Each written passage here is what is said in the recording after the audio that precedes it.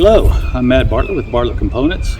I'm here to introduce our foot strap control system, which is a adjustable force breakaway foot strap system to help prevent foot and leg injuries. A little background, I've been windsurfing since the mid-70s, and I've had various boards over the years. Never had any foot strap related injuries or problems. Full disclosure, I don't do any jumps, flips, or anything like that. But when I started foiling, I had a couple of different foot injuries in the situation where you cannot get out of the foot strap, you're stuck and you fall and you can't get your foot out. That's where the big problem came in. And to give you an example of the differences between a fin board versus a foil board, essentially you have leverage over your ankle on the board and the fin. Well, this is a fin from my fin board, and you can see the leverage ratio on your ankle and your foot is pretty exaggerated using a hydrofoil just due to the size and length. You basically have this giant lever acting against your ankle if you can't get out of the straps. And there's various workarounds for that. One is to adjust the foot straps in a situation where you have a tall foot strap so that you can easily get your foot out. You can rotate your foot either way. And that's all good. Anything to help prevent those types of issues is a good thing to do. Granted, you'll see a lot of videos where people kind of automatically eject their feet when they know things are going bad. They get out.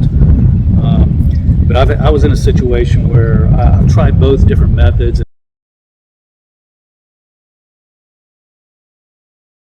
And I was still getting stuck in the straps, and I was getting kind of gun shy to really push my limits on speed, turns, aggressive turns, things like that. And so this is the solution I came up with. And this is a user force adjustable foot strap system that will automatically disengage the foot strap under excessive force. And that force is defined by the end user through a cap screw here that you can adjust the pressure or the force that's required to release the foot strap.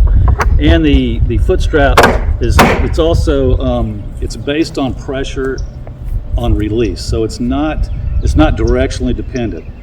Basically, any force that exceeds the retention force will cause the foot strap to disengage and pop loose. So whether you're foiling and you're falling forward in a traditional scenario where you're getting catapulted in the harness over the bar or over the front, so to speak, or in my situation, one of my worst was when the board rolled to leeward and I fell to windward. My foot was basically stuck and I couldn't pull it out, and it bound up here. That was one of my other issues. And so with this design, I was able to find that fine balance through the pressure adjustment to allow me to be able to have all the control I wanted, to have a good still fit with my foot, not have just a hugely over exaggerated loop in here, so I can have better control of turning and maneuvering the board, but not have the fear of a foot injury of when I can't get my foot out. I've been testing these for over a year. This is all the parts are precision machined out of UV stabilized composites, and all the internals are all stainless steel.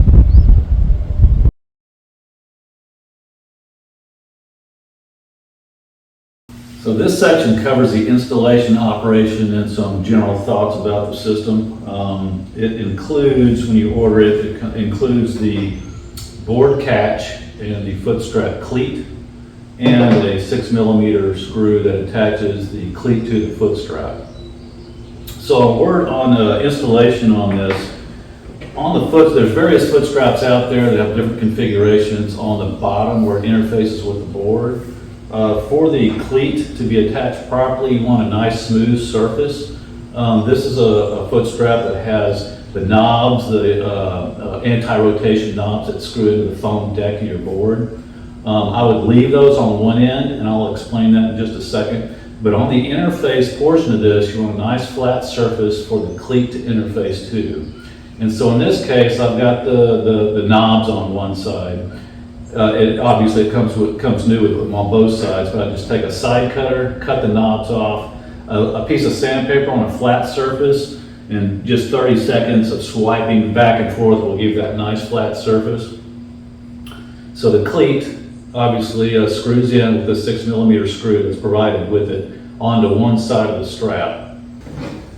Another note on the installation of the cleat to the foot strap. With the provided screw, it should work with most of the straps out there.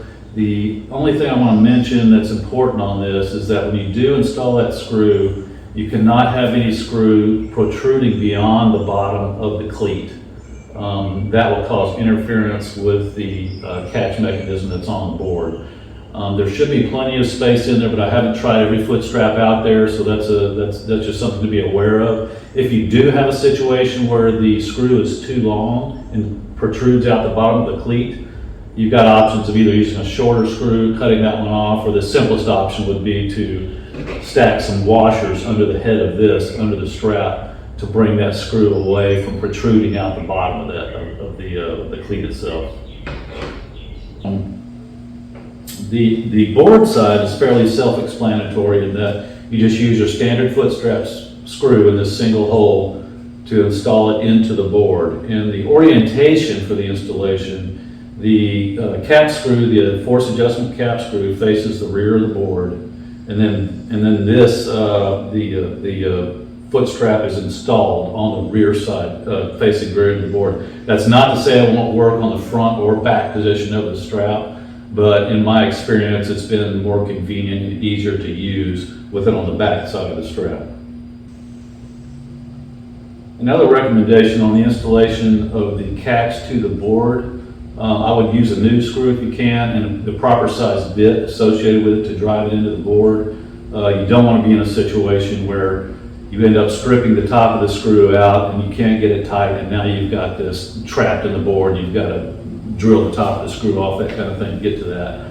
And also another tip on that I've found is that I learned from a carpenter a long time ago is I'll take a new foot strap screw, drag it across a piece of bar soap, and then do the installation that way with a little water on there, and that lets the screw go in easier. And then when it hits the water and dries, there's no residual. So this is an optional foot strap insert. This is not required, it's optional, it's more of a convenience situation that helps to align the foot strap for reinsertion after it's popped loose, after a crash or a fall, things like that.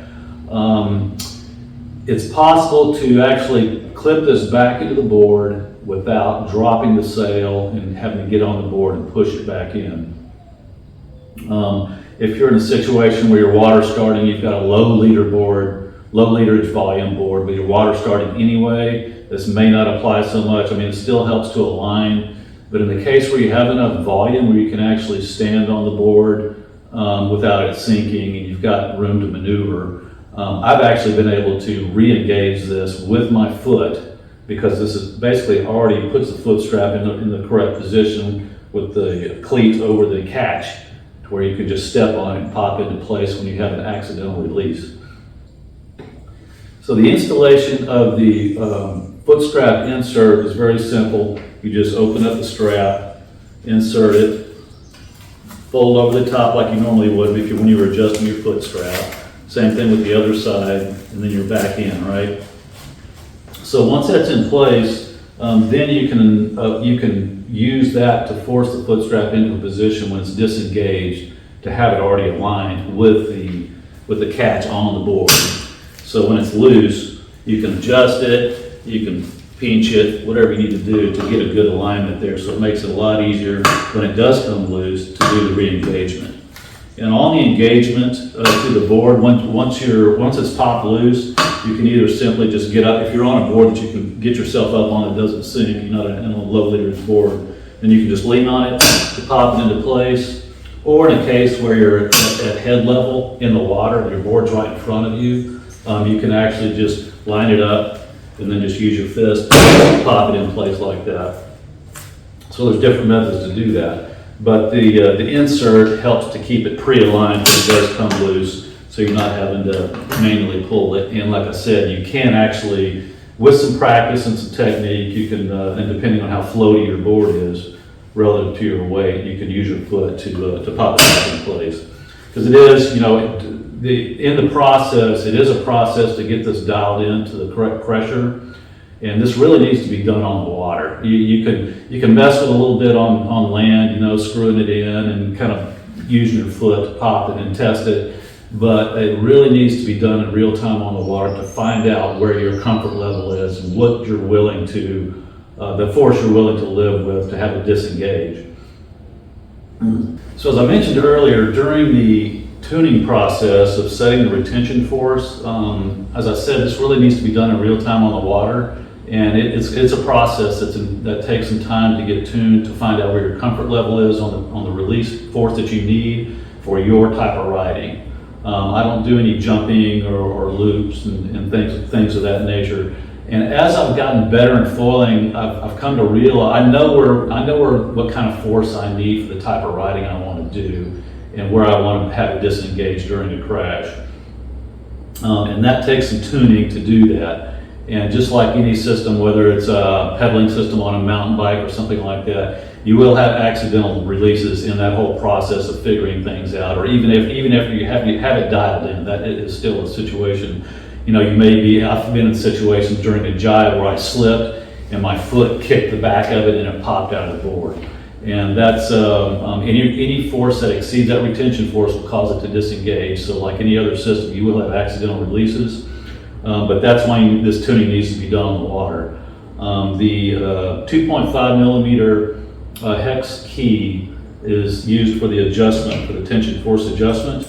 And what I do is I take a piece of foam or like a piece of pool noodle, for example, chop off a piece of it, slide it on the wrench, so that if I do drop it in the water, it doesn't go straight to the bottom. So on the retention force adjustment of the board catch, there's a plus sign and a minus sign with some graduations in there so you can gauge where it's at.